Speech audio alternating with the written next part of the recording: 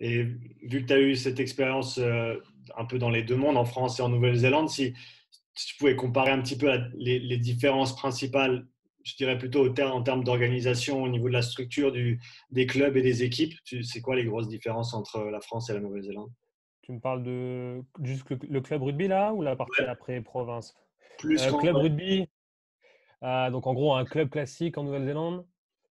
La partie majeure, elle est, je dirais, sur le rugby et l'organisation des entraînements, où les clubs n'ont pas de salle de muscu, parce que tu as des clubs tous les 100 mètres en Nouvelle-Zélande.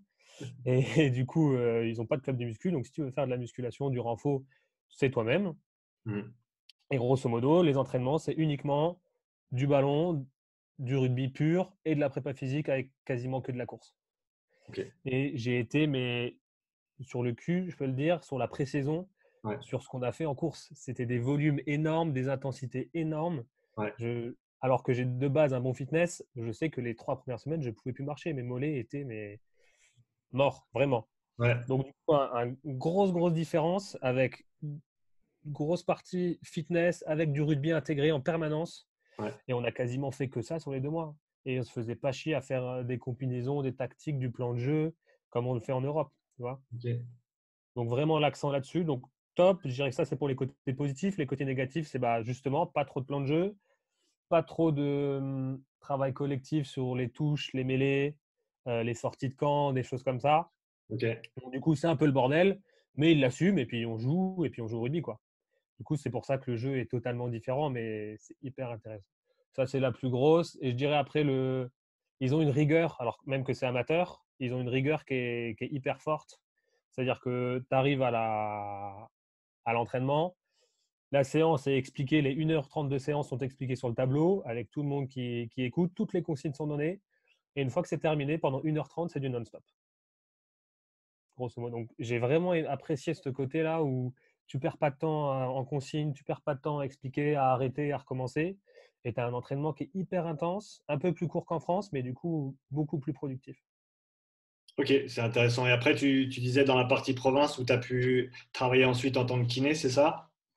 Ouais, ouais, du coup, je me fais les croisés et du coup, je me fais opérer sur place.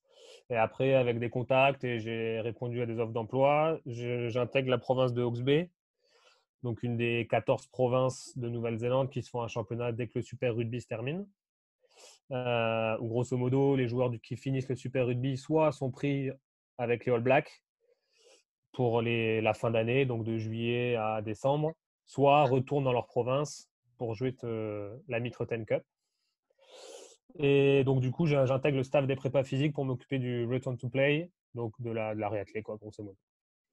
Ok, et donc là, si tu peux nous parler un petit peu encore une fois des différences à ce niveau-là, vu que c'est un ou deux crans au-dessus de clubs dont tu parlais avant, même en Nouvelle-Zélande, c'est ça? Ouais, là, c'est totalement pro. C'est comme si tu rentres dans une structure de top 14, grosso modo. Bah, c'est un peu le top 14 de la Nouvelle-Zélande, vu que c'est la seule compétition la plus haute qui reste sur le sol néerlandais.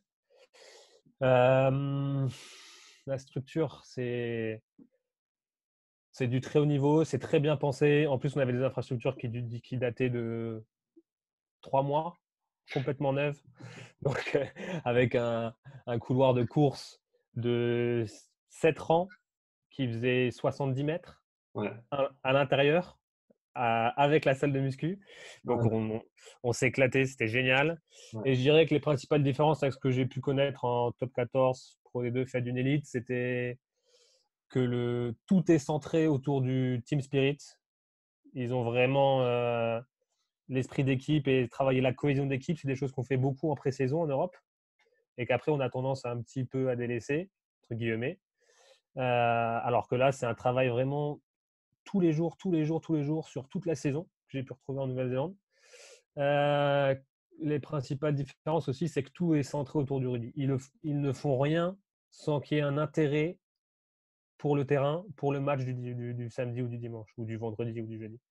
Vraiment cet aspect-là qui dit ouais, attends, est-ce que ce qu'on fait là, c'est vraiment utile pour le match, pour les mecs, pour performer les jours de match. Donc j'ai trouvé cette approche vraiment intéressante. Ok, et en termes d'organisation de la semaine par rapport à ce que tu as vu en France, c'était assez similaire en termes de nombre d'entraînements Alors, par jour, etc. Les nombres d'entraînement est similaire. La préparation physique est grosso modo similaire, hein. Je veux dire, un squat en France ou un squat en Nouvelle-Zélande, c'est la même chose. Les programmations sont grosso modo les mêmes. Qu'est-ce qui pourrait être… Je dirais que… Comment dire? La partie la plus… Je sais pas comment dire, la plus changeante, c'est justement cette partie rugby permanente. Même si tu es en pleine séance de muscu, même si tu es en réunion, ça va parler skills, ça va faire des pauses pour faire des skills. Et voilà, la grosse différence, elle est là. Ok. Mais ce n'est pas un changement qui est énorme. Et la semaine, elle dépend forcément du match parce que tu as des matchs les jeudis, vendredis, samedi ou dimanche. Donc, elle est configurée en fonction du match et des jours de récup que tu as. Et la grosse différence, je dirais, c'est les jours de récup où les mecs s'entraînent quasiment tous les jours en Nouvelle-Zélande. Pas forcément à haute intensité, mais ils ont toujours un rythme régulier. Et c'est une saison où tu n'as aucune semaine de récup. C'est que des matchs toutes les semaines Ok. pendant 3 mois et demi. Wow. Et en fait, tu vois que tu as l'impression que les mecs ils vont tous exploser au bout d'1 ou 2 mois. Bah, pas du tout. Pas du tout. Et en fait, il faut bien gérer la charge que tu leur mets. Mm. Mais voilà, je me suis rendu compte que le corps était beaucoup plus résilient que ce qu'on pouvait croire en Europe. Ok. Et ça, ils le font, je pense, généralement avec GPS au niveau de la quantification de la charge pour les volumes de course, etc.